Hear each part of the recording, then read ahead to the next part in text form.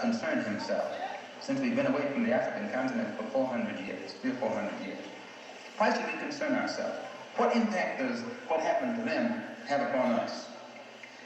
Number one, first you have to realize that up until 1959, Africa was dominated by the colonial powers, and by the colonial powers of Europe having complete control over Africa, they projected the image of Africa negatively. They projected Africa always in a negative light. Jungles, savages, cannibals, nothing civilized. And naturally, it was so negative until it was negative to you and me. And you and I began to hate it. We didn't want anybody to tell us anything about Africa, and much less call us an African. And in hating Africa and hating the African, we ended up even hating ourselves without even realizing it.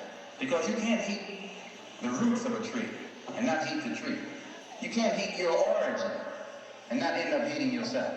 You can't hate Africa and not hate yourself. And you show me one of these people over here who have been thoroughly brainwashed, who has a negative attitude toward Africa, and I'll show you one that has a negative attitude toward himself. You can't have a negative attitude toward yourself, a positive attitude toward yourself, and a negative attitude toward Africa at the same time.